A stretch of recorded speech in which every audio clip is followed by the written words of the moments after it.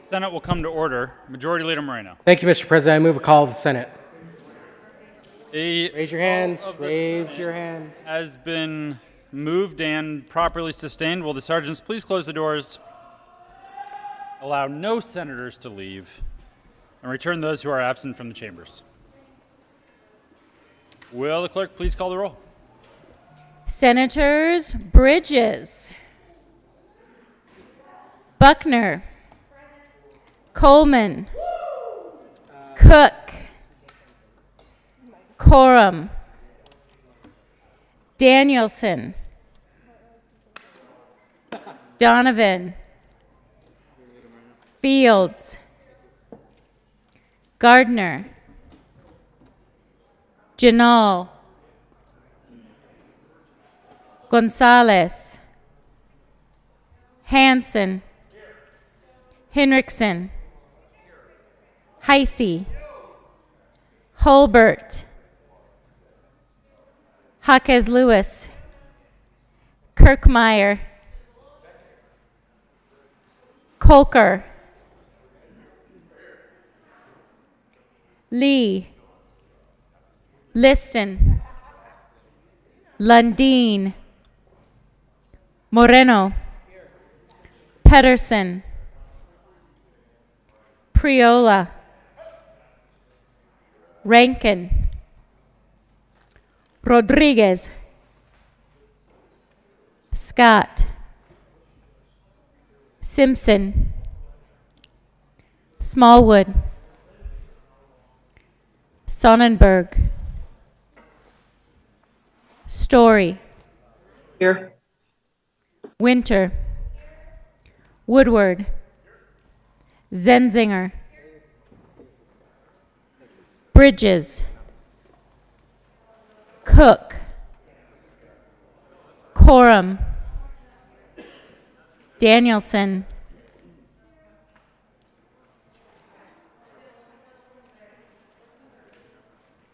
Donovan, Gardner, Janal, Gonzalez,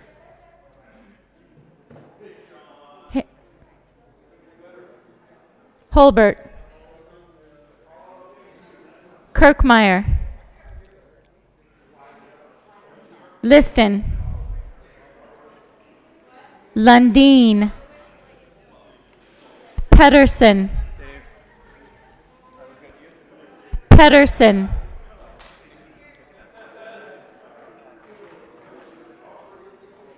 Rankin, Rankin, Rodriguez, Scott, Smallwood, Sonnenberg, Bridges, Cook,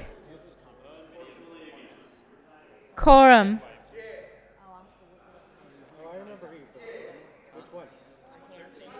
Gardner, Janal, Holbert, Liston, Lundeen, Rodriguez, Sonnenberg,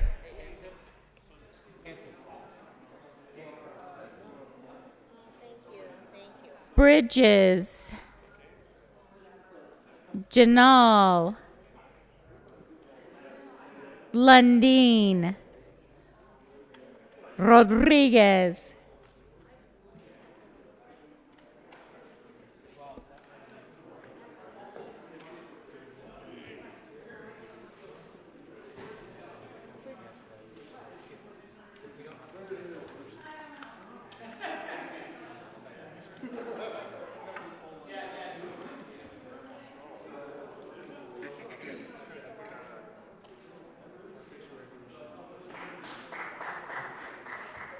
Rodriguez,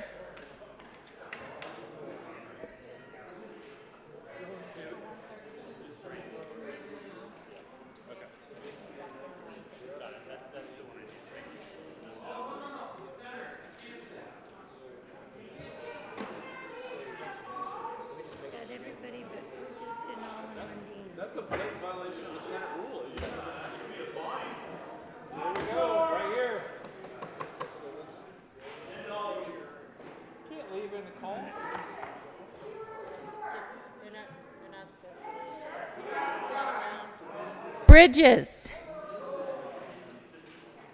Where's Lundeen?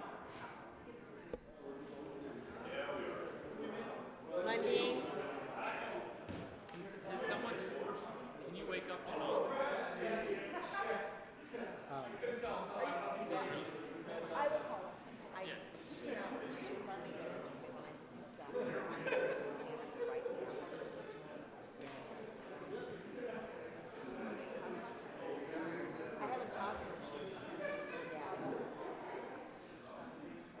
We don't have the committee reports so we'll do these two. Yes. If we don't have them by then, we'll do the rest of these. Yep.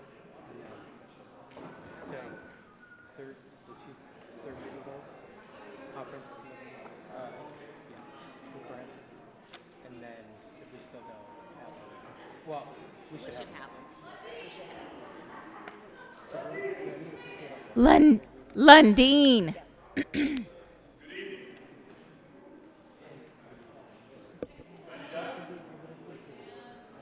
No, because he actually asked me and I couldn't find it, and then I had to search the script, and then I was looking, and then I was like, Majority Leader Moreno.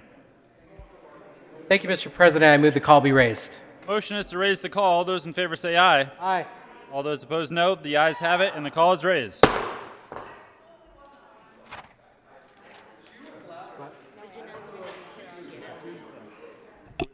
Special orders, dissents, and waivers. Third reading of bills, final passage. Will the clerk please read the title to House Bill 1367?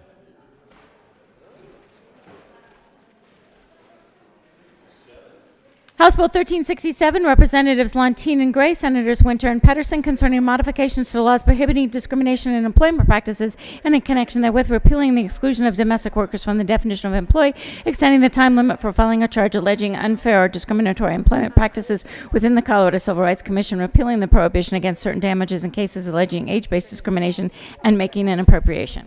Senator Winter. Thank you, Mr. President. I move for the third reading and final passage of 1367. Is there any discussion? I don't see any.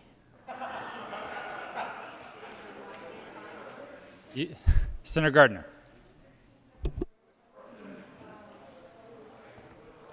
Thank you, Mr. President. 2,200 hours military time. Members recall that on second reading, I raised a serious concern about this bill and offered an amendment to fix that concern. Most of the bill is unremarkable in the sense that it changes some time deadlines and brings them into alignment with federal civil rights discrimination kinds of deadlines. But this bill, for the first time, applies the Colorado Anti-Discrimination Act, referred to by people in the business as CADA, not to be confused with the other CADA. It applies that law and the standards and procedures around it to those employers who employ someone in domestic service, that employee. Right now, the law says an employee is anyone employed except in domestic service. And who are we talking about? We're talking about a nanny in the home. We're talking about maybe if you're well enough off, and I understand there are people that have cooks and housekeepers that work as employees, not contractors. They don't come in someday and just work and leave. They are people on whom Social Security is paid and so forth. And a lot of times these particular employees, and I use that term in the more generic sense, are folks that do elder care. And what the Anti-Discrimination Act says is that you can't discriminate against someone, you can't make a choice over other employees, or you can't discharge them, or even constructively discharge them. I'll discuss the concept of constructive discharge in a couple of minutes. For race, ethnicity, religion, creed, whatever a creed is, gender, orientation, did I say religion? Any of those things. Now,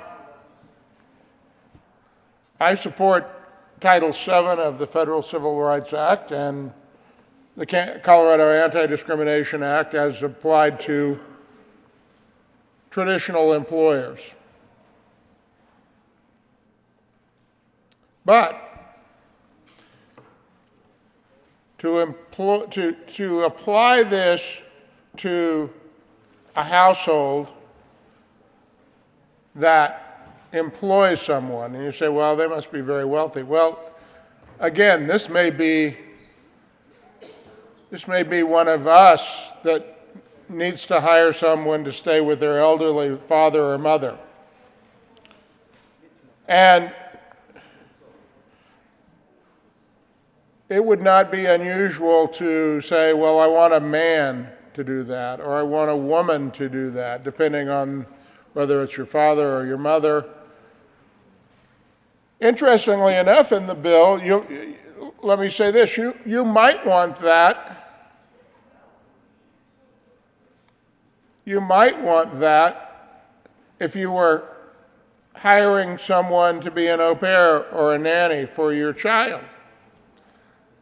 And it turns out, and this is, I have to tell you that I'm hesitating here, but the hypocritical nature of that amendment in the House is astounding to me. And again, I learned earlier, it's hard to astound me anymore. But what was done over there was they amended the bill to make sure that people who had someone in domestic service, that the Anti-Discrimination Act applied to them. And they said, except for child care, you can discriminate in the employment of someone for child care on the basis of sex.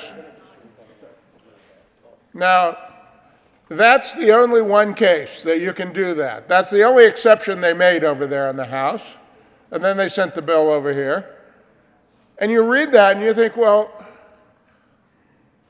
why should you be able to do that? I mean, if you believe this, if you believe that the Anti-Discrimination Act should apply to workers in domestic service, then why make an exception for hiring someone for child care? Now, I can think of multiple reasons that you would do that, but they're not different or shouldn't be placed above the same kinds of considerations in hiring with respect to someone to care for your elderly mother or father. And frankly, why should we say, well, you can now discriminate? Because that's really what that exception says. It's okay to discriminate on the basis of sex if you're hiring a nanny or au pair for your child. It's okay to discriminate on the basis of sex there. It's the only time, but you can do it there, because that's okay. I mean, that's what the bill, if passed through here on third reading, and I suspect it will be, that's what it says.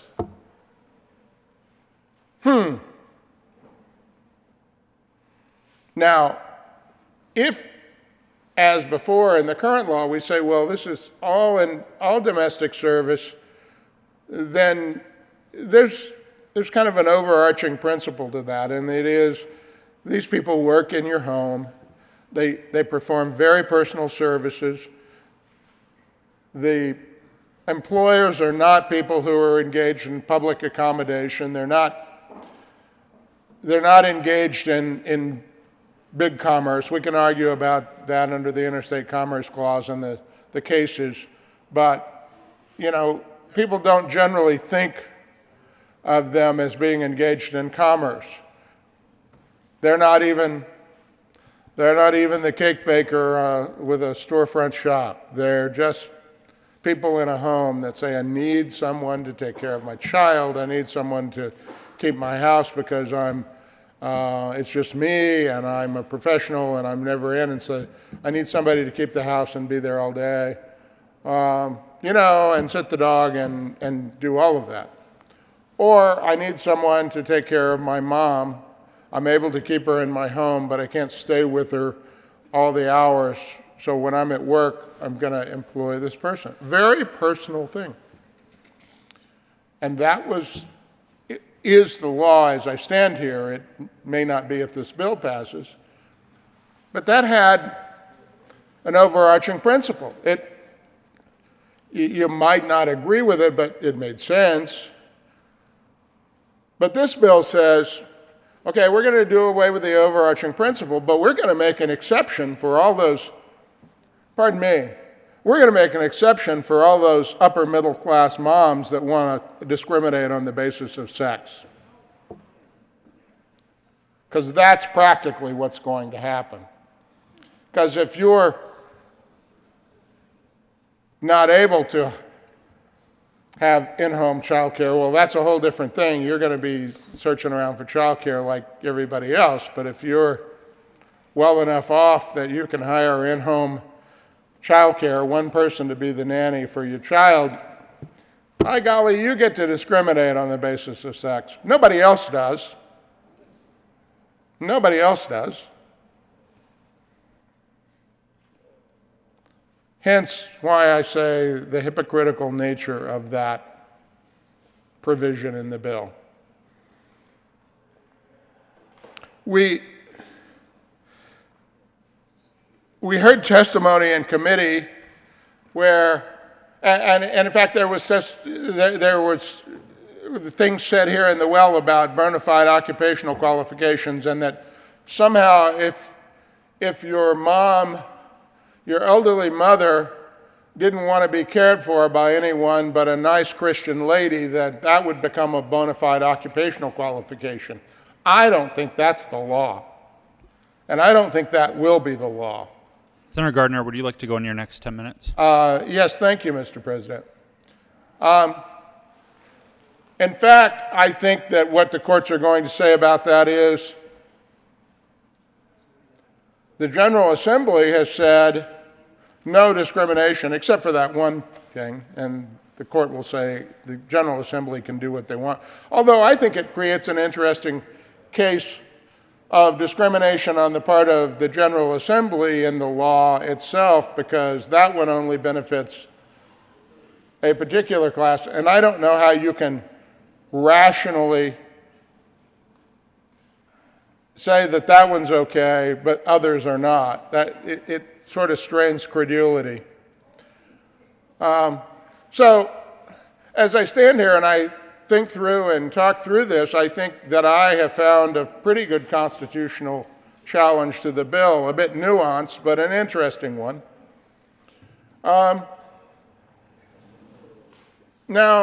the argument was made, well, sometimes domestic workers are treated very poorly by their employers and they're discriminated against by their employers.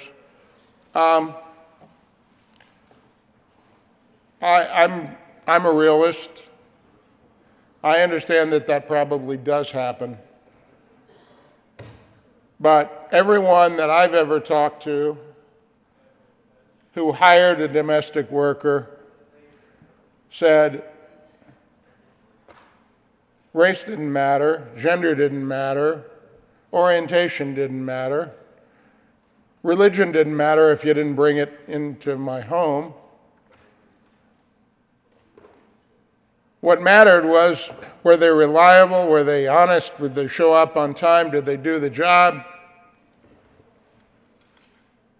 Hard to find someone to do this kind of work any longer.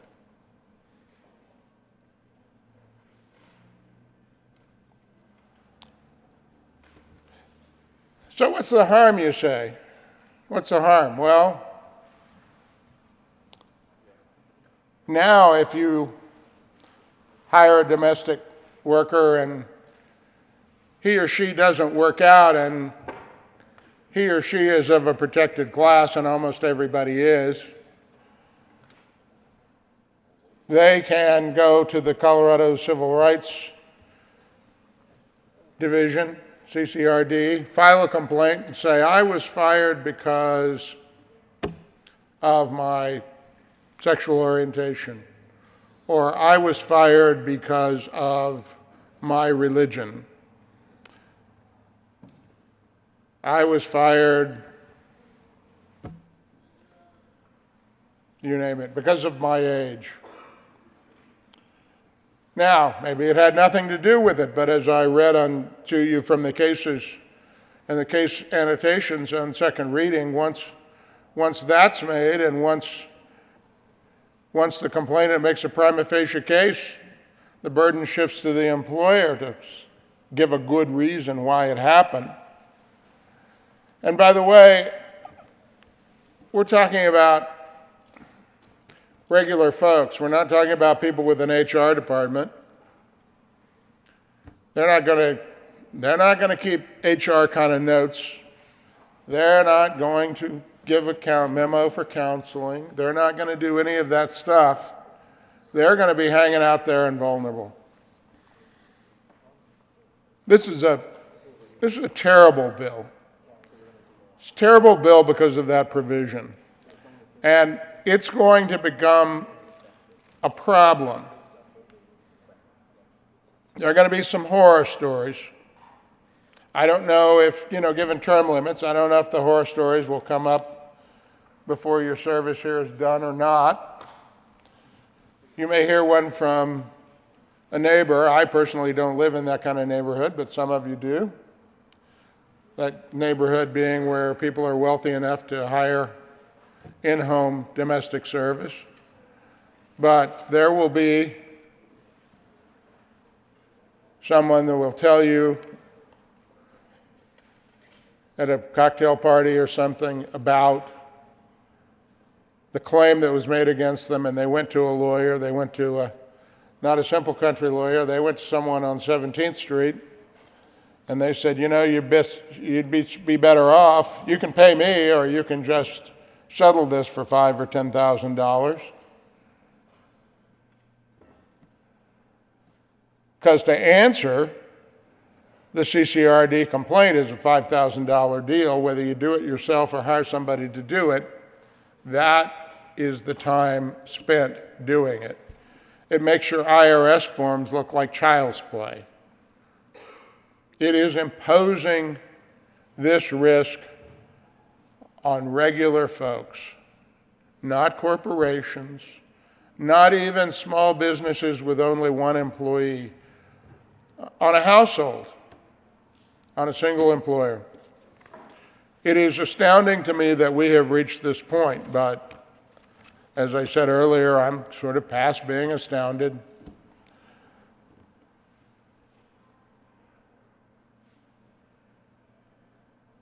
I sometimes say that this bill's well-intentioned and ill-considered. I suppose this is well-intentioned. I don't know. But it's very ill-considered.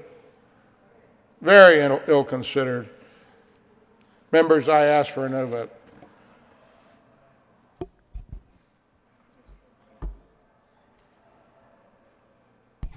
Further discussion? Seeing none, the motion is the passage of House Bill 1367. Are there any no votes?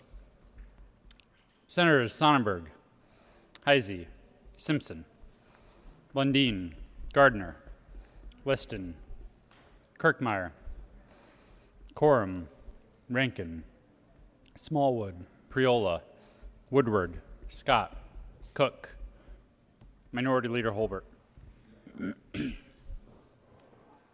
With a vote of 20 ayes, 15 noes, 0 absent, 0 excused, House Bill 1367 is passed. Co-sponsors: Senators Jaquez Lewis, Donovan, Majority Leader Moreno, Story, Danielson, Buckner.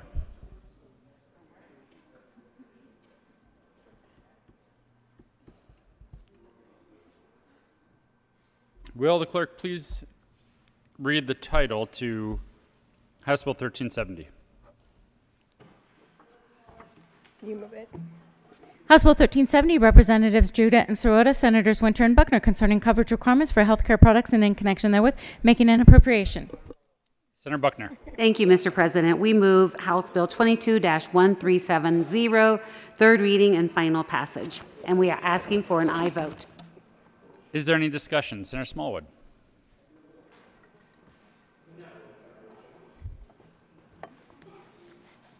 I don't even know what that means.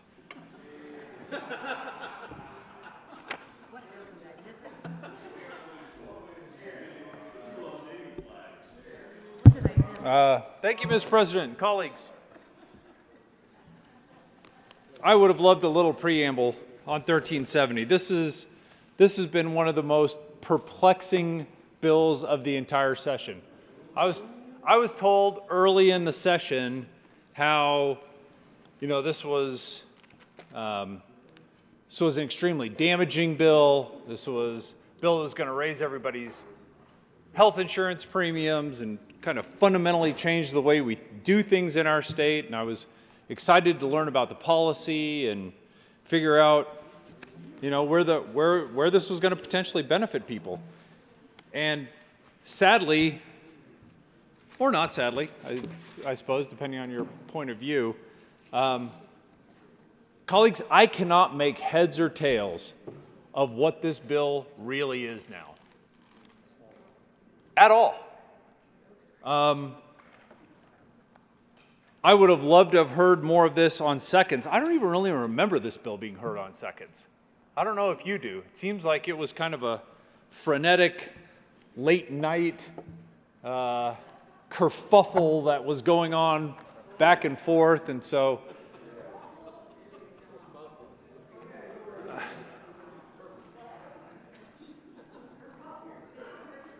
I don't remember it. I don't know if you remember it. So I spent all day today reading and rereading and rereading the introduced version of this bill, and then looking at what they did to this bill in the House, literally trying to untangle what in the world House Bill 1370 is.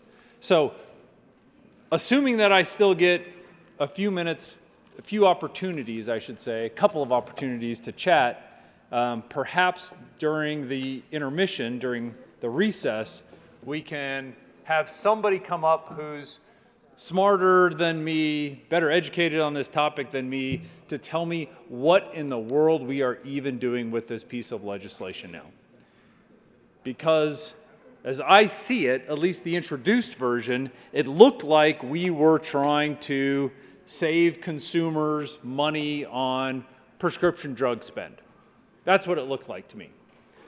While simultaneously not crippling the pharmaceutical companies, because I think that based on the language, there seemed to be some concession that pharmaceutical companies do sometimes good work for our communities, right? Coming off of a global pandemic, I don't recall anybody coming to the well and saying, Pfizer with this whole vaccine thing, we're not sure we're crazy about this, or Moderna with all this vaccine stuff that they're putting together, we're not sure that we like what they're doing there.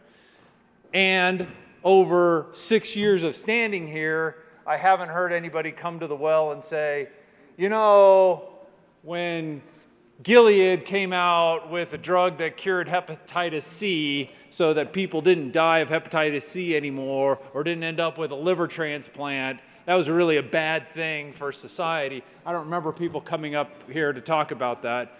Or when the drug companies came out with PrEP that basically eliminates the chance of you getting HIV, or the drugs afterwards that basically cure people of AIDS, right, which was a death sentence in 1989 when I was in high school, right? People haven't come to the well saying, we need to do something about these horrible drug companies and all the horrible things they do for society, right? So I see in the introduced bill some language that talks about, we want to make sure that the consumer is protected from potentially ruinous expenses when they have to go receive prescription drugs, while at the same time acknowledging that kids don't die of cystic fibrosis the way they did 30 years ago.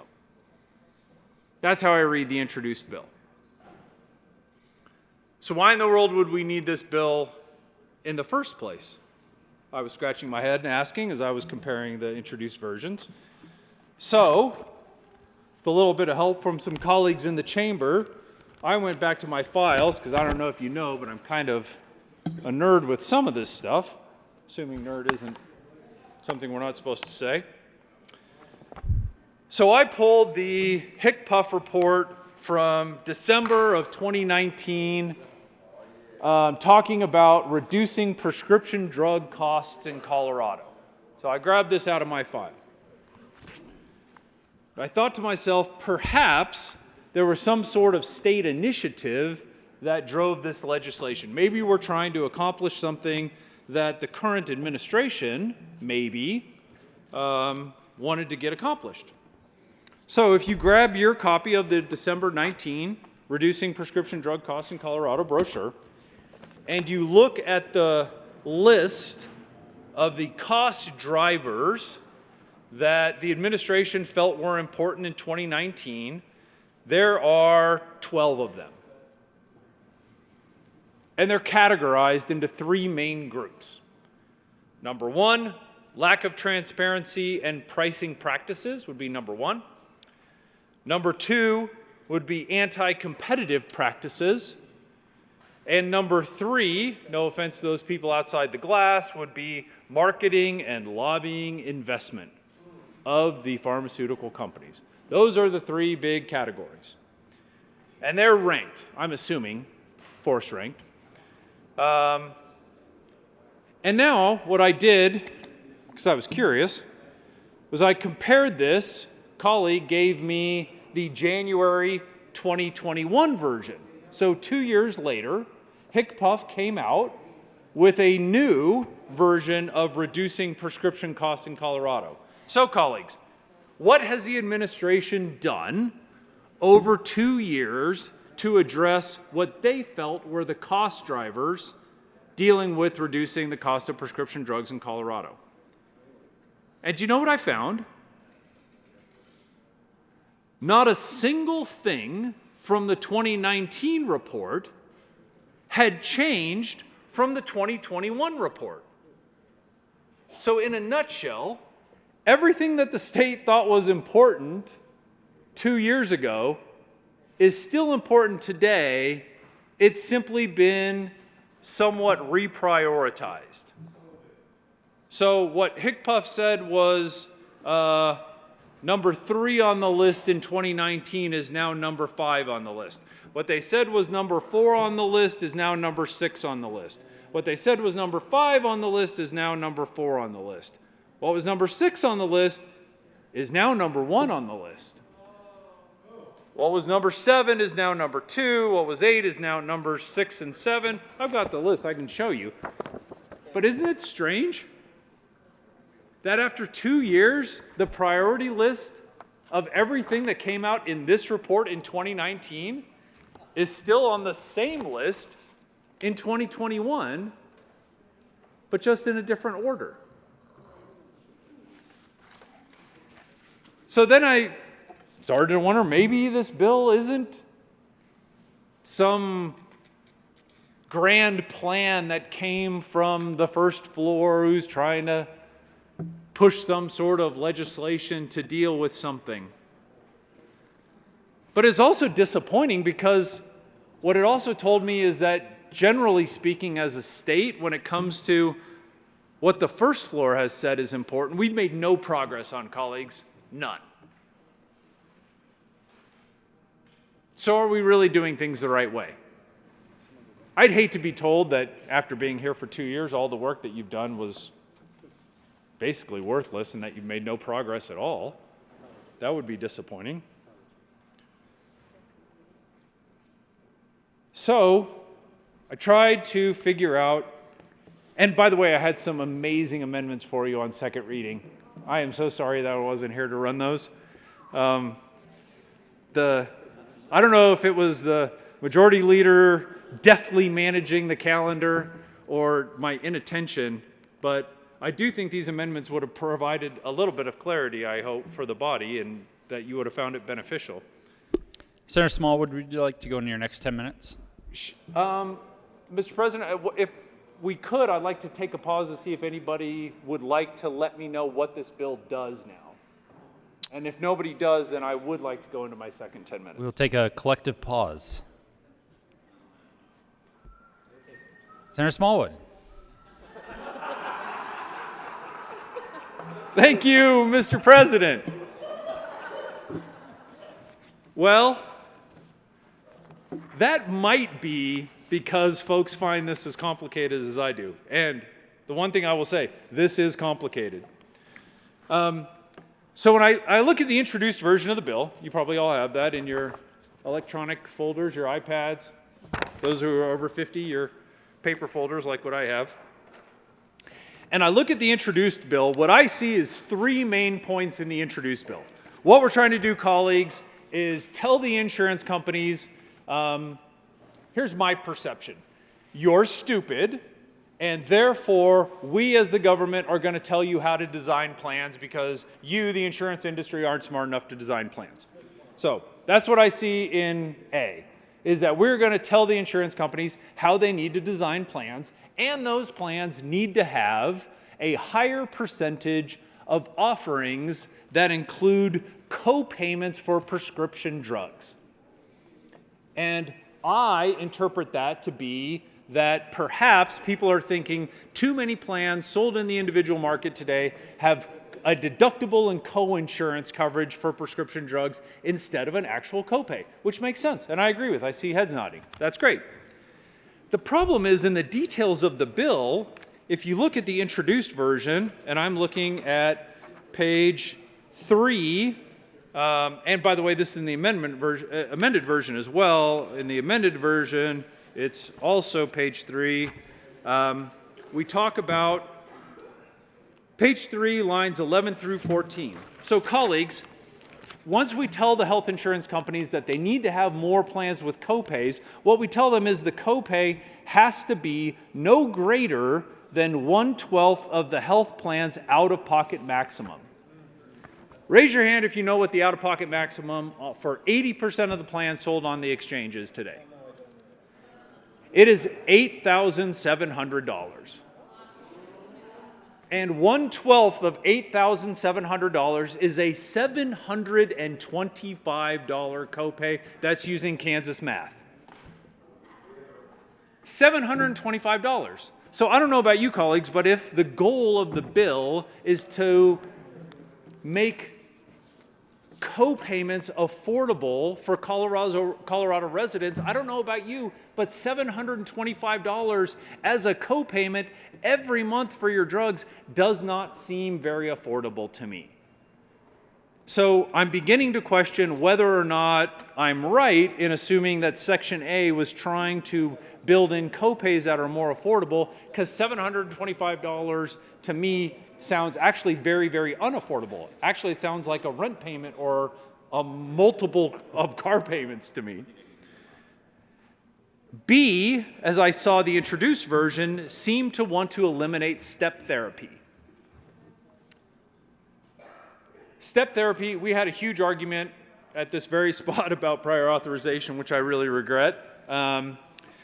But step therapy is a tool that plans use in order to control costs, particularly when drug manufacturers, drug marketers, run a bunch of advertisements on TV that, by the way, aren't for $9 amoxicillin. The commercials that you see on TV tend to be for very, very expensive prescription drugs, right? The ones that you see on TV, these aren't $9 drugs and $11 drugs and $13 drugs. Right? These are drugs that cost thousands of dollars.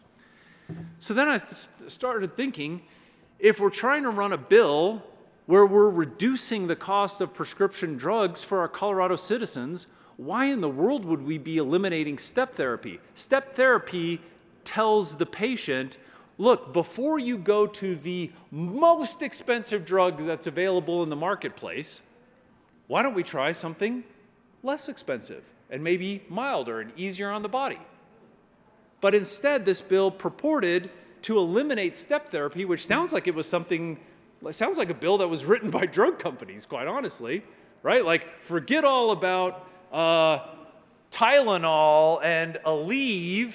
Let's instead go to oxycodone or Dilaudid or something like off the charts. Step therapy for me is a real logical thing to do. So that didn't seem to make sense to me. Section C seemed to eliminate formulary restrictions, which also sounds like it was written by Big Pharma. Because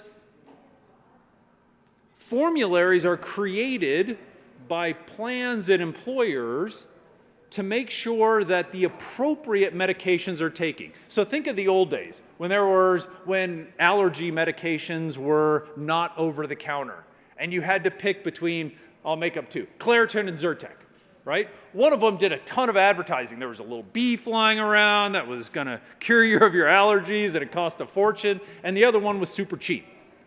So what a plan would do is say, here are two medications that both do the same things for the same in the same therapeutic class. They both relieve seasonal allergy symptoms. One is ridiculously expensive, one is very, very cheap.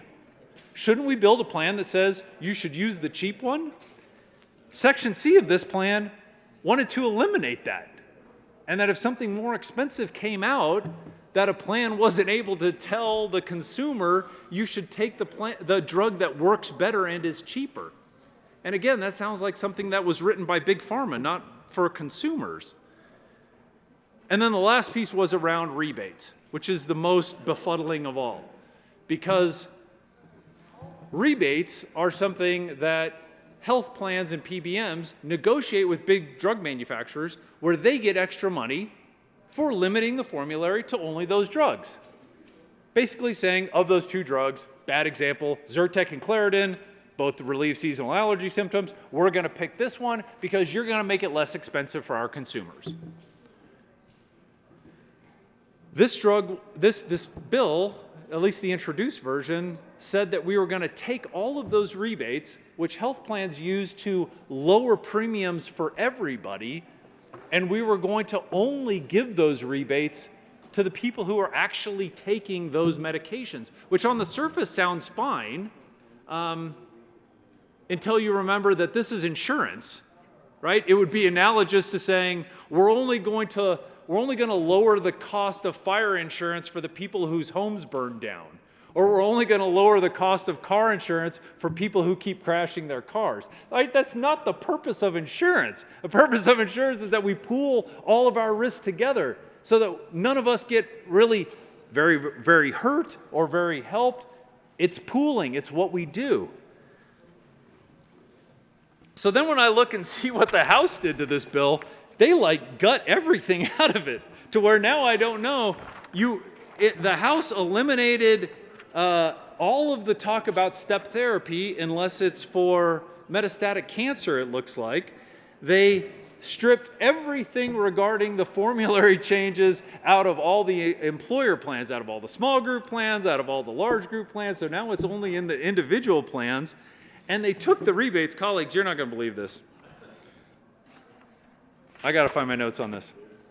So here's what we did with the rebates. And by the way, I'm looking at the re-engrossed bill on page 15. How much time do I have left? We're not allowed to tell you that.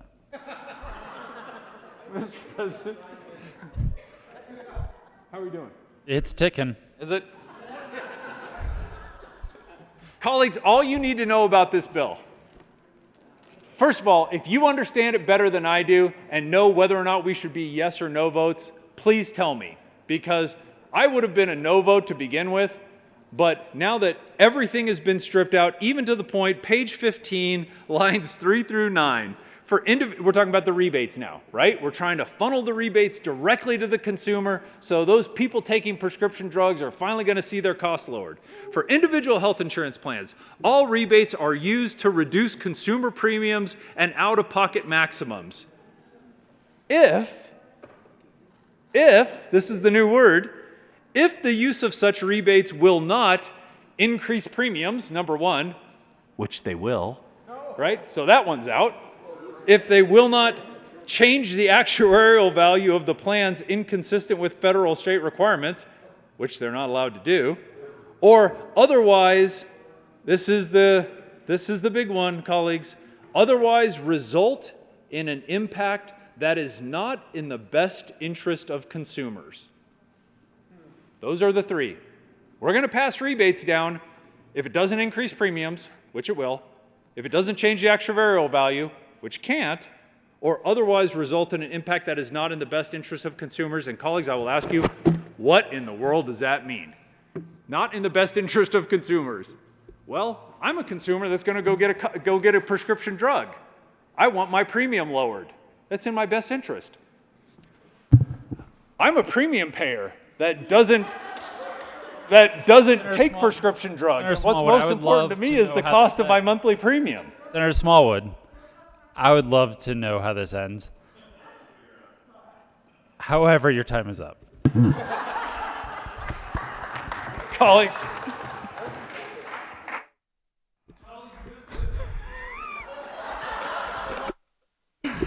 I have always wanted to do that, and I sincerely thank you, Senator Smallwood, for allowing me the opportunity.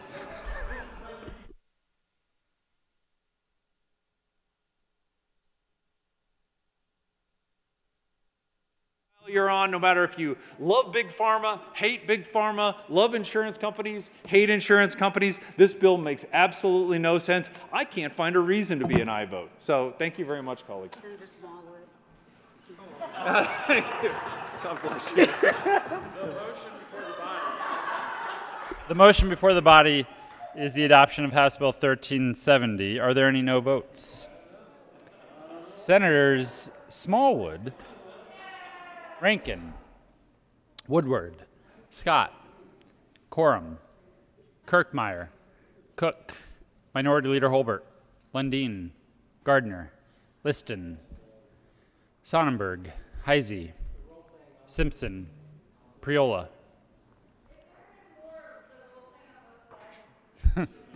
With a vote of 20 ayes, 15 no, 0 absent, 0 excused, House Bill 1370 is passed.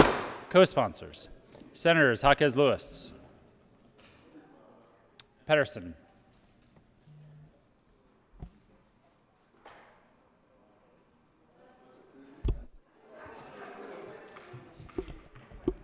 committee reports.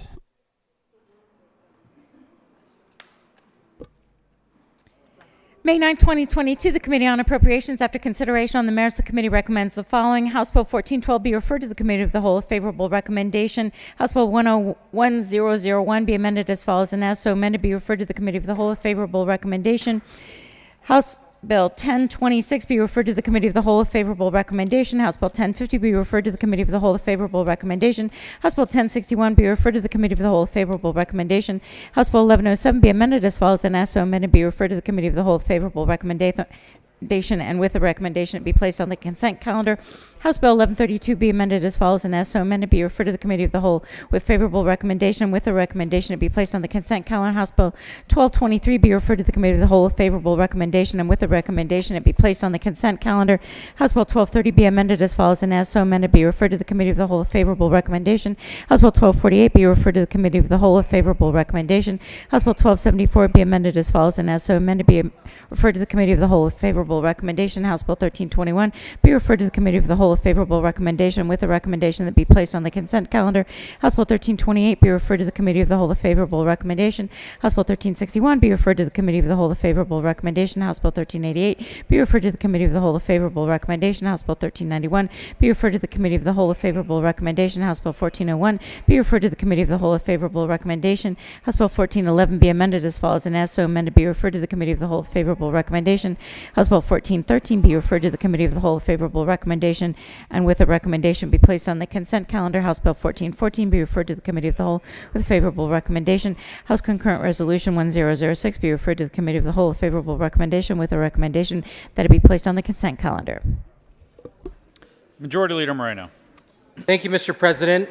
I move the Senate take up House Bills 1415, 1107, 1132, 1223, 1321, 1413, and House Concurrent Resolution 1006 on special orders second reading consent calendar at the hour of 10:45 p.m.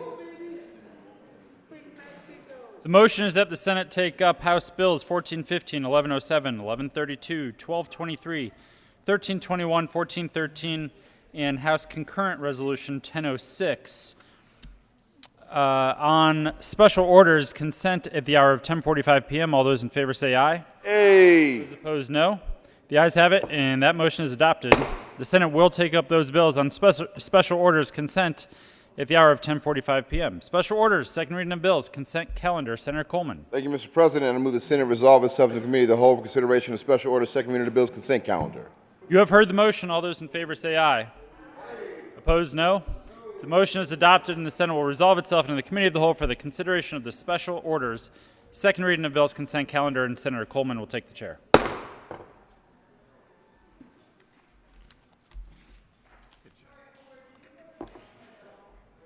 Committee will come to order, and the court rule is relaxed for everybody up in here. Will the clerk please read the title of all the bills in the special order second reading of the bills consent calendar?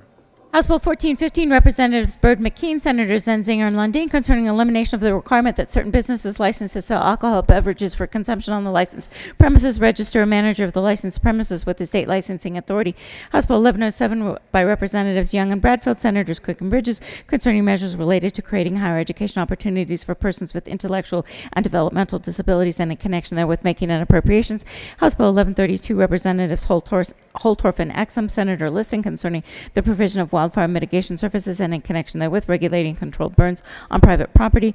House Bill 1223 by Representatives Kipp and Rich, Senators Quorum and Janal, concerning property taxation of mobile homes and in connection therewith creating an exemption for low-value mobile homes and modifying the notice requirements for mobile homes to be sold due to delinquent taxes and making an appropriation. House Bill 1321 by Representatives McKean and Roberts, Senators Pedersen and Woodward, concerning a study of devices that are based on FDA-cleared technology capable of self-assessing impairment of motorists to detect the presence of drugs other than alcohol during roadside sobriety investigations and in connection therewith making an appropriation. House Bill 1413, Representatives Esgar and McKean, Senators Fenberg and Holbert, concerning authority for the Executive Committee of the Legislative Council to allow remote testimony before legislative committees and in connection therewith making and reducing an appropriation.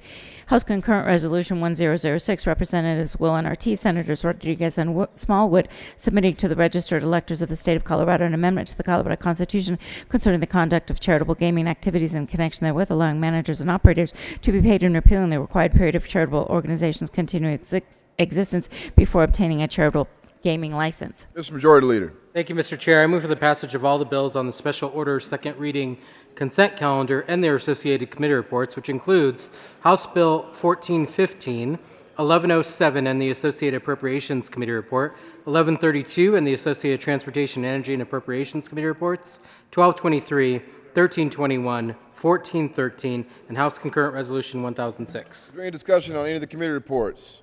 Motion for the body is the adoption of all the committee reports on special order second reading of the bills consent calendar. All those in favor say aye. Opposed, no. The ayes having the committee reports are adopted. Is there any discussion on any of the bills on the consent calendar? Motion for the body is the adoption of all the bills in the special order second reading of the bills consent calendar. All those in favor say aye. Opposed, no. The ayes having the bills are adopted. Majority Leader Moreno. Thank you, Mr. Chair. I move the committee rise and report. Motions for the committee to rise and report. All those in favor say aye. Opposed, no. The ayes having the motion is adopted. The committee will rise and report.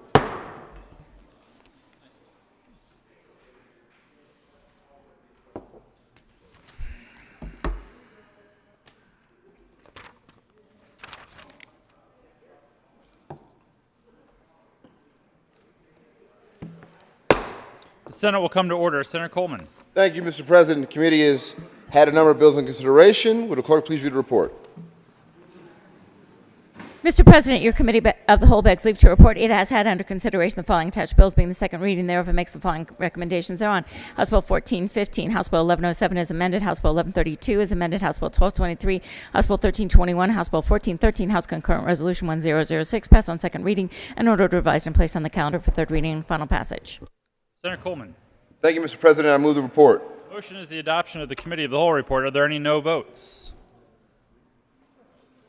With a vote of 35 ayes, 0 noes, 0 absent, 0 excused, the committee of the whole report is adopted. House Bill 1415, 1107 is amended, 1132 is amended, 1223, 1321, 1413, and House Concurrent Resolution 1006 passed on second reading in order to revise and place on the calendar for third reading and final passage. Majority Leader Moreno. Thank you, Mr. President. I move that the Senate take up House Bills 1412, 1001, 1026, 1050, 1061, 1230, 1248, 1274, 1328, 1361, 1400, 1388, 1391, 1401, 1411, 1414, and 1355 on special orders at the hour of 10:50 p.m.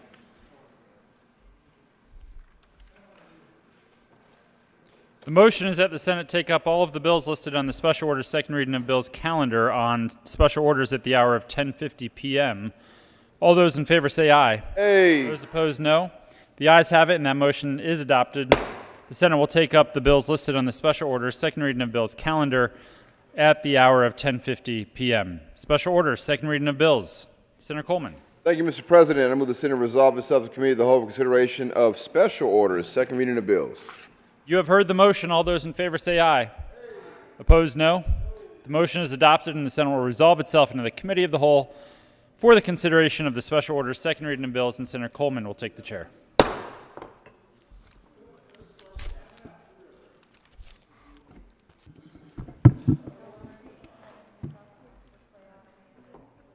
Committee will come to order, and the court rules still relaxed for everybody up in here. Will the clerk please read the title of House Bill 1412?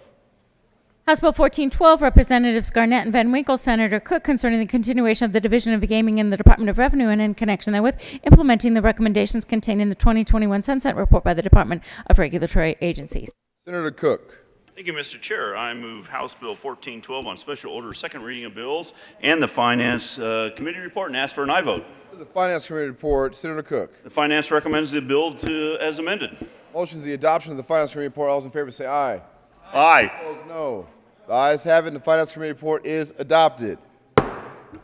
To the bill, Senator Cook. Thank you, Mr. Chair. I move 1412 on special order, second reading of bills, and ask for an aye vote. Motion is the adoption of 1412. Senator Gardner. Great to see you. Thank you, Chair. You're welcome. So this bill, anything that has a 1400 number causes me some pause. I note that Senator Cook was added as sponsor, and it's concerning the continuation of the Division of Gaming in the Department of Revenue, and in connection therewith, implementing the recommendations contained in the 2021 Sunset Report by the Department of Regulatory Agencies. Given the number of the bill, I have to confess I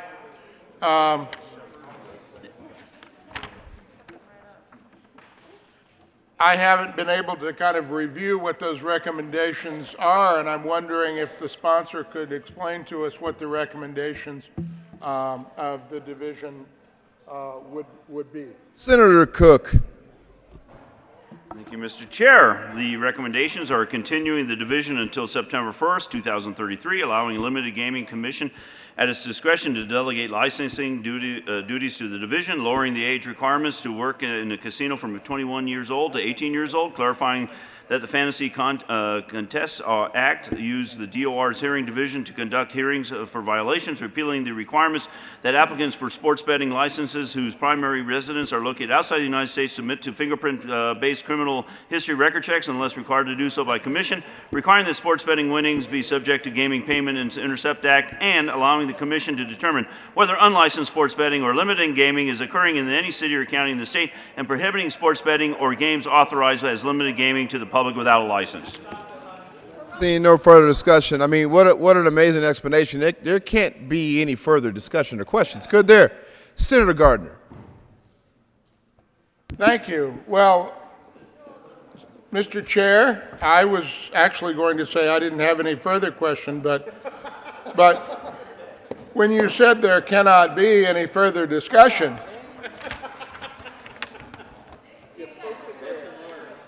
I mean, why is it okay for the commission to delegate licensing duties to the division? That's not the way that it has been. And I'm concerned about lowering the age requirement to work in a casino from 21 years of age to 18 years of age. I mean, we consider the age of majority, if you will, 18, except when it comes to things like marijuana. Seems like when sin is involved, we have a tendency to raise it to 21. After all, you can't buy alcohol until you're 21. And the Fantasy Contests Act uses the Department of Revenue Hearings Division to conduct hearings. Well, that seems like it's okay. But we're going to repeal the requirement that applicants for sports betting license whose primary residence is located outside the United States to submit to a fingerprint-based criminal history record check unless required to do so by the commission. Well, this seems to be something that was required to protect the people of Colorado. And I can go on, but there's really no need, Mr. Chair. It's just the observation that there could be no further discussion struck me as a bit odd because there could always be further discussion. I ask for an aye vote. Motion is the adoption of 1412. All those in favor say aye. Opposed, no. The ayes have it, and 1412 is adopted. Would the clerk please read the title of House Bill 1001? House Bill 1001, Representatives Cutter and Sullivan, Senators Pedersen and Colker, concerning a transfer from the General Fund to the Department of State Cash Fund to allow the Department of State to reduce business-related fees for state fiscal year 2022-23. Senator Colker. Thank you, Mr. Chair. I move House Bill 1001 and the Appropriations Committee report. To the Appropriations Committee report, Senator Colker. In the appropriations, we appropriated money to this bill, reducing the amount from the original fiscal note down to $8 million, I believe, so that only new businesses will be part of this bill, not renewals of businesses. Motion is the adoption of the Appropriations Committee report. All those in favor say aye. Opposed, no. The ayes have it, and the Appropriations Committee report is adopted. To the bill, Senator Colker. Again, just move House Bill 1001, second reading. Senator Lundeen. There's an amendment of the desk. Will the clerk please read L005? Amendment L005 by Senator Lundeen. Senator Lundeen. Thank you very much, Mr. Chair. I move Amendment L005 to House Bill 1001. To the amendment, Senator Lundeen. So this is another one of those bad ideas that we are trying, that is we, when I say we in this context, I mean the Democrat Party is trying to make an election year reality. We're trying to make bad policy that we created as the majority. When I say we, again, I mean the Democrats.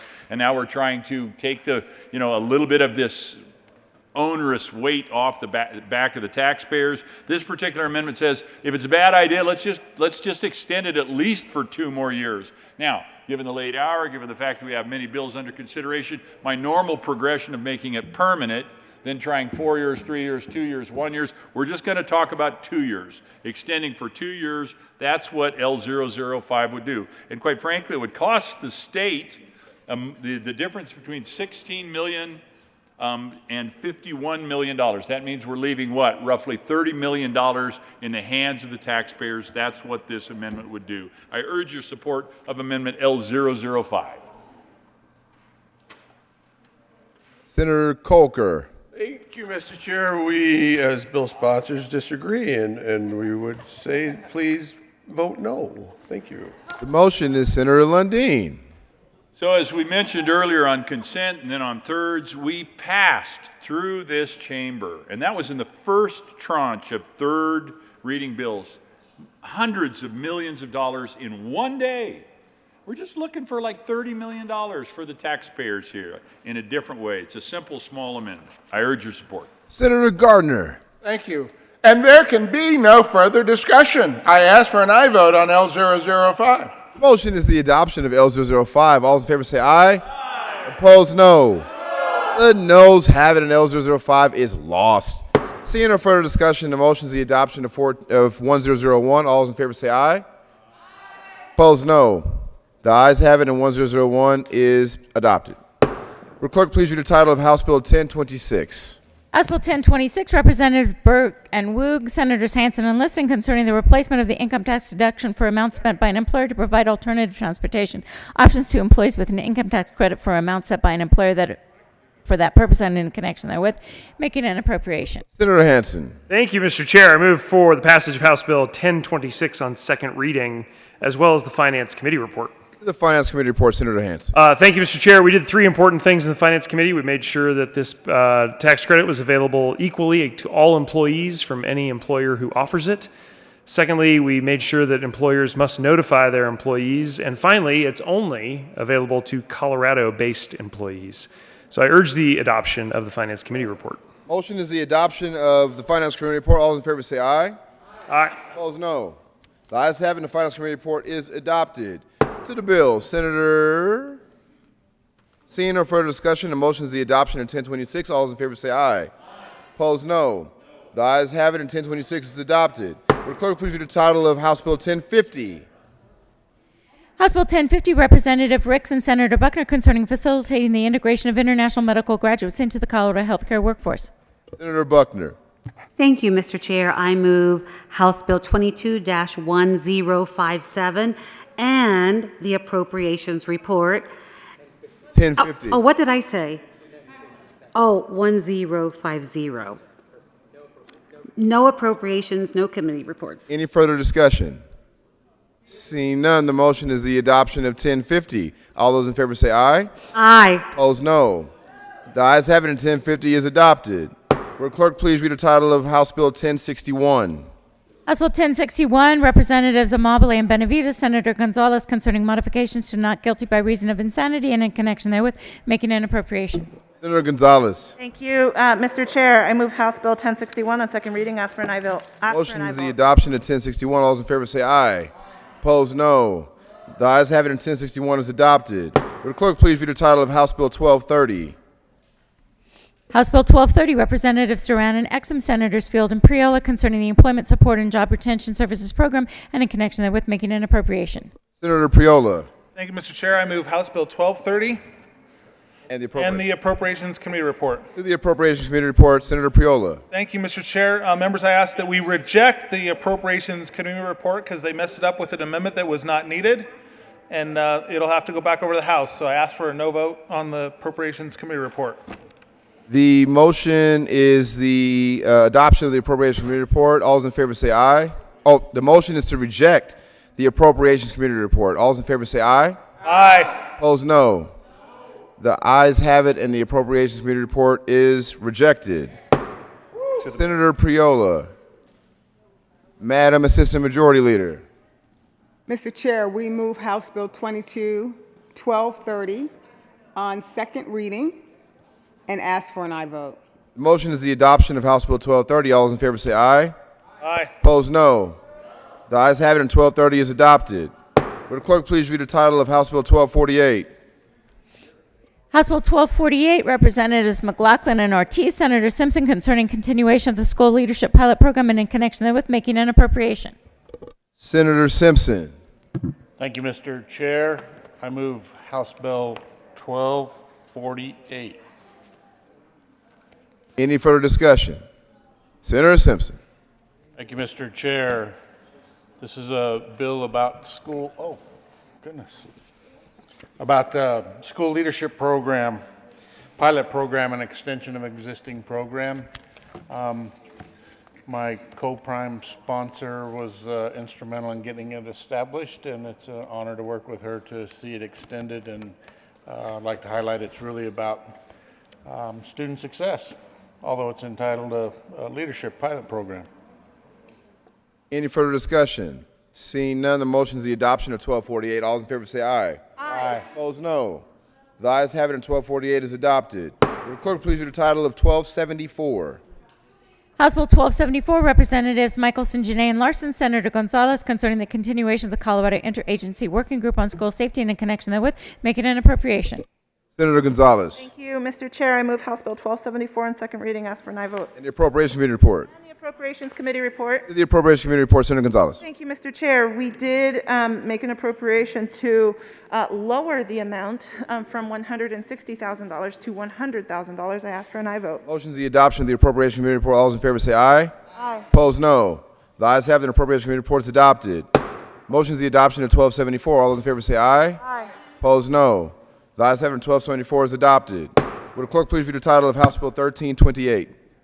House Bill 1328, Representative Satone and McLaughlin, Senator Donovan, concerning modification to the Colorado Loans for Increasing Main Street Business Economic Recovery Act. Madam President Pro Tem. I move 1274. 1328. I move 1328. Motion is the adoption of 1328. All those in favor say aye. Aye. Opposed, no. The ayes have it, 1328 is adopted. Will the clerk please read the title of 1361? House Bill 1361, Representative Bazenaker, Senator Huckes, Lewis, and Story, concerning measures to enhance oversight of oil and gas operations within the state. Senator Hawkins Lewis. Oh, Senator Story. Thank you, Mr. Chair. We move House Bill 1361 and the Transportation and Energy Committee. There's no committee report. Just to move. Okay. That's all. We just move it. And seeing no further discussion, the motion is the adoption of 1361. All those in favor say aye. Aye. Opposed, no. The ayes have it, 1361 is adopted. Will the clerk please read the title of House Bill 1400? House Bill 1400, Representatives McCluskey and Tipper, Senator Moreno, concerning matters related to a procedural requirement for state enterprises. Mr. Majority Leader. Thank you, Mr. Chair. I move House Bill 1400. There is an amendment at the desk. Will the clerk please read L007? Amendment L007 by Senator Moreno. Mr. Majority Leader. Thank you, Mr. Chair. I move Amendment L007. Read the amendment. This is just a clarifying amendment that says if you are on track to collect more than you are allowed, that you have to stop collecting revenue until you get voter approval. Motion is the adoption of L007. All those in favor say aye. Opposed, no. The ayes have it, and L007 is adopted. Seeing no further discussion, the motion is the adoption of 1400. All those in favor say aye. Opposed, no. The ayes have it, and 1400 is adopted. Will the clerk please read the title of 1388? House Bill 1388, Representative Valdez, Senators Priol and Winter, concerning the regulation of vehicles related to their ownership and in connection therewith, making an appropriation. Senator Priola. Thank you, Mr. Chair. I move House Bill 1388 on second reading. There is no committee report. To the bill. Members, it's a great bill that reduces fees. Ask for an aye vote. Seeing no further discussion, the motion is the adoption of 1388. All those in favor say aye. Opposed, no. The ayes have it, and 1388 is adopted. Will the clerk please read the title of 1391? House Bill 1391, Representative McCluskey, Senator Hansen, and Rankin, concerning the state severance tax on oil and gas and in connection therewith, making an appropriation. Senator Rankin. Thank you, Mr. Chairman. We move House Bill 1391 on second reading. Any further discussion? Seeing none, the motion is the adoption of 1391. All those in favor say aye. Opposed, no. The ayes have it, 1391 is adopted. Will the clerk please read the title of 1400? Mr. Majority Leader. Thank you, Mr. Chair. I move House Bill 1401 and 1411 lay over to the end of the calendar. The motion is for House Bill 1401 and 1411 to move to the end of the calendar. All those in favor say aye. Opposed, no. The ayes have it, in 1401 and 1411 we move to the end of the calendar. Will the clerk please read the title of House Bill 1414? House Bill 1414, Representatives Gonzalez Gutierrez and Michelson Janae, Senators Pedersen and Fields, concerning providing healthy meals for all public school students and in connection therewith, creating the Healthy School Meals for All program and providing funding for the program by capping itemized and standard state income tax deductions for taxpayers who have federal adjusted gross income of over $300,000. On second reading. That is proper motion. Any discussion? Senator Pedersen. Thank you, Mr. Chair. This is a referred measure to ensure that we're continuing our school meals program. It will be a year delay in implementing this because we were unable to find the funds this year.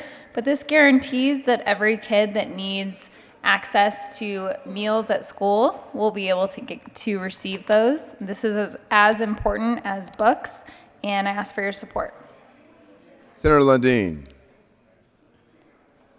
Thank you very much, Mr. Chairman. So there's aspects of this bill that make absolute sense. Students that have a need, that do not have the income levels and are not getting the nutrition through other means, we need to make sure that they're getting that food through the schools. But this bill also provides, quite frankly, meals to middle income and higher income students, and it just is an absolute inappropriate use of general fund dollars.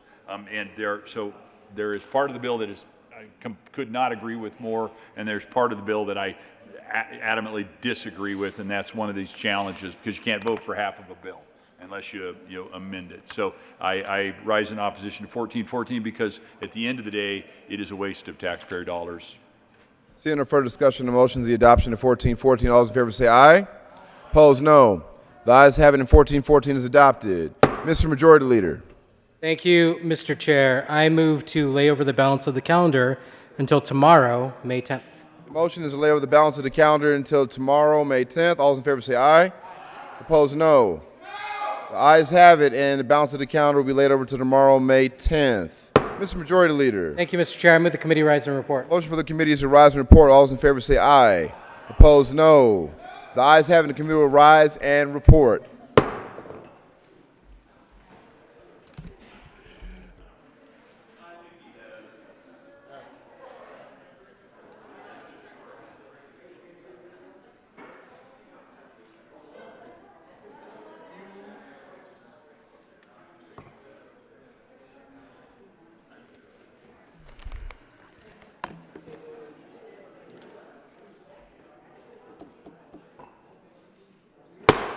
The Senate will come to order. Senator Coleman. Thank you, Mr. President. The committee has met and a number of bills in consideration. Will the clerk please read the report? Mr. President, your committee of the whole begs leave to report it has had under consideration the following attached bills, being the second reading thereof, and makes the following recommendations thereon. House Bill 1412 is amended. House Bill 1001 is amended. House Bill 1026 is amended. House Bill 1050, House Bill 1061, House Bill 1230, House Bill 1248, House Bill 1274 is amended. House Bill 1328, House Bill 1361, House Bill 1400 is amended. House Bill 1388, House Bill 1391, House Bill 1414 passed on second reading and ordered revised and placed on the calendar for third reading and final passage. House Bills 1355, 1401, and 1411 laid over until 5/10/2022 and retaining their place on the calendar. Senator Coleman. Thank you, Mr. President. I move for the adoption of the report. The motion is the adoption of the committee of the whole report. Are there any no votes? With a vote of 35 ayes, 0 noes, 0 absent, 0 excused, the committee of the whole report is adopted.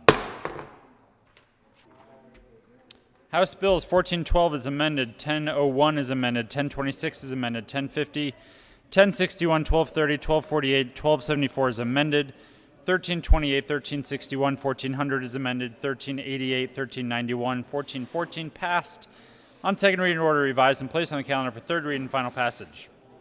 House Bills 1355, 1401, and 1411 laid over until May 10th, 2022 and retaining their place on the calendar. Consideration of House amendments to Senate bills. Will the clerk please read the title to Senate Bill 27? Senate Bill 27, Senators Smallwood and Rodriguez, Representatives Michelson, Janae, and Larson, concerning changes to the prescription drug monitoring program pursuant to the March 2021 audit report issued by the Office of the State Auditor. Senator Rodriguez. Thank you, Mr. Chair. I move that the Senate concur with the amendments in Senate Bill 21, but I have an explanation. It's not very good, but I have one. Please go ahead. Thank you, colleagues. There was a lot of discussion. Senate Bill 21 was a legislative audit bill, or Senate Bill 27 was a legislative audit bill. Some adjustments were made in the Senate for some of the privacy controls through the PDMP management program. So not bad policy, good control. So we decided to concur. A broken clock is correct twice a day. The motion is that the Senate... A blind squirrel does... I almost went in my drink. The motion is that the Senate concur with House amendments to Senate Bill 27. Are there any no votes? With a vote of 35 ayes, 0 no, 0 absent, 0 excused, the motion is adopted. Senator Rodriguez.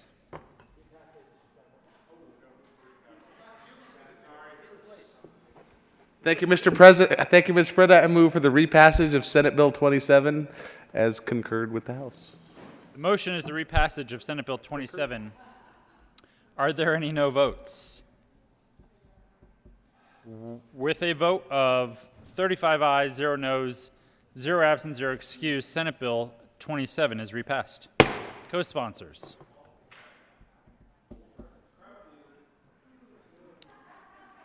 Will the clerk please read the title to Senate Bill 165?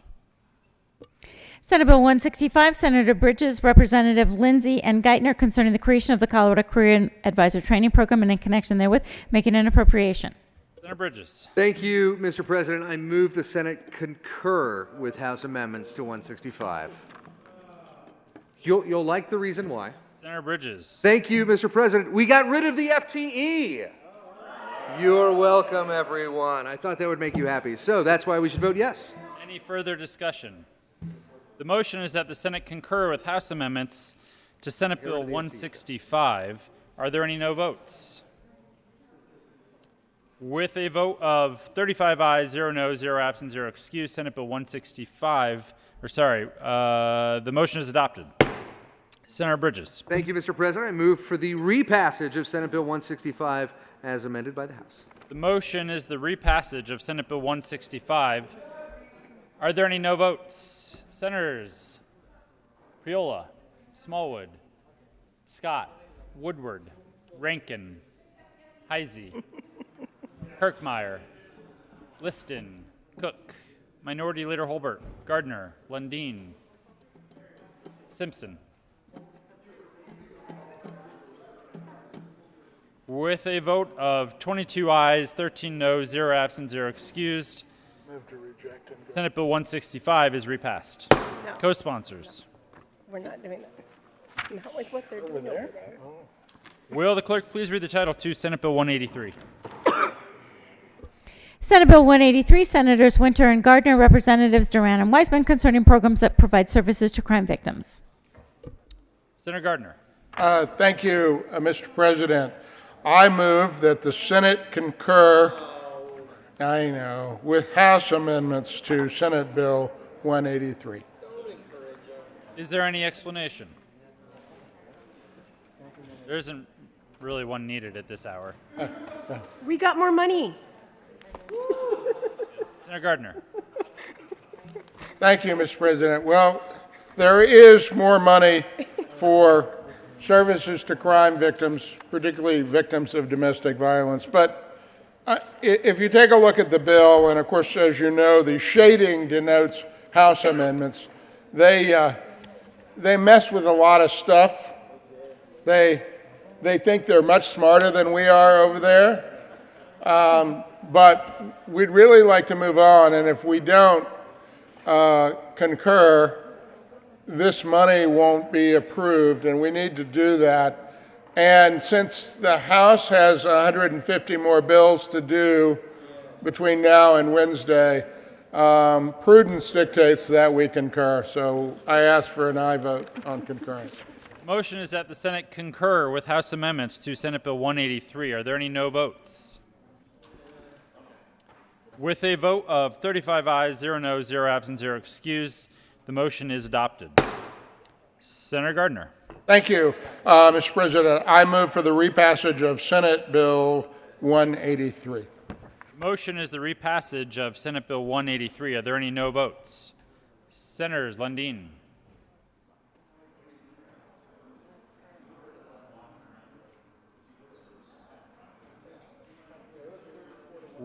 With a vote of 34 ayes, 1 no, 0 absent, 0 excused, Senate Bill 183 is repassed. Co-sponsors.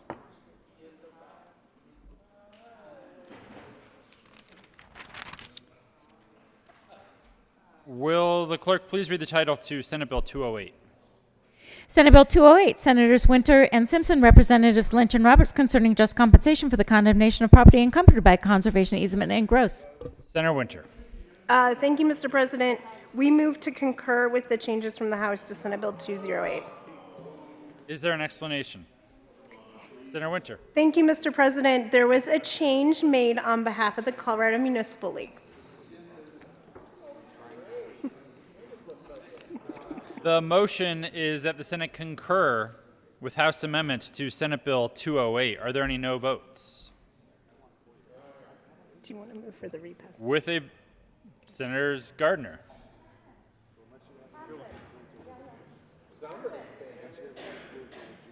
With a vote of 34 ayes, 1 no, 0 absent, 0 excused, the motion is adopted. Senator Winter. Thank you, Mr. President. We move for the repassage of Senate Bill 208. Motion is the repassage of Senate Bill 208. Are there any no votes? With a vote of 35 ayes, 0 no, 0 absent, 0 excused, Senate Bill 208 is repassed. Co-sponsors.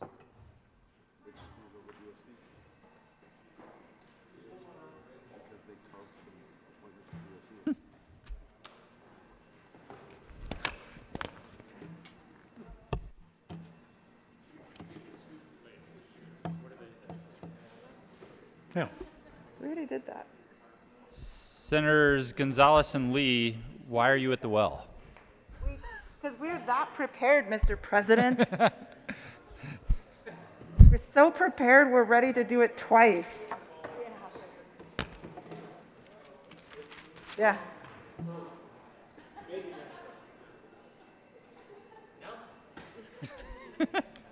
We did that like 12 hours ago. And signing of bills. May 9, 2022, the President has signed Senate Bill 1, 55, 57, 104, 107, 127, 130, 144, 146, 147, 160, 171, and 174. Message from the House.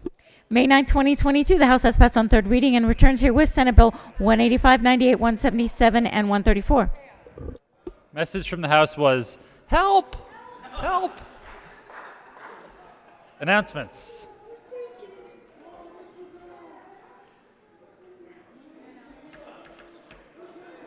Senator Gonzalez. Yeah, can you announce yours first?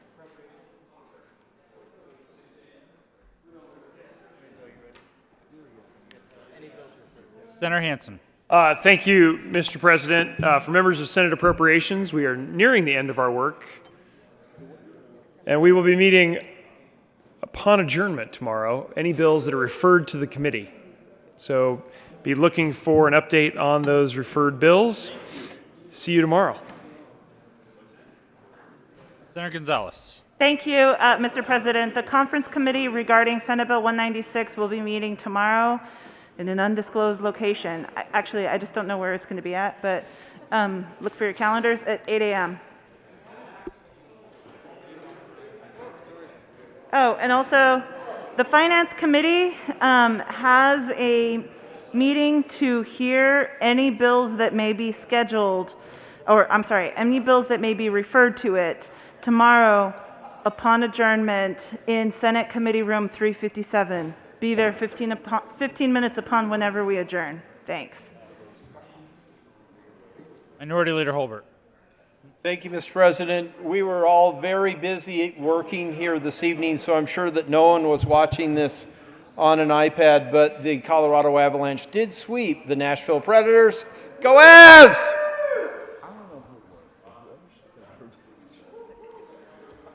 Majority Leader Moreno.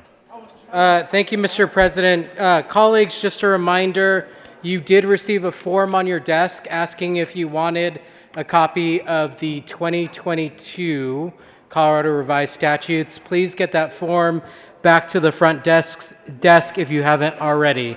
And with that, Mr. President, I move that the Senate adjourn until Tuesday, May 10th at 9 a.m.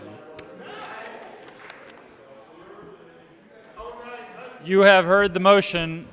All those in favor say aye. All those opposed, no. The ayes have it. The Senate will adjourn until tomorrow at 9 a.m.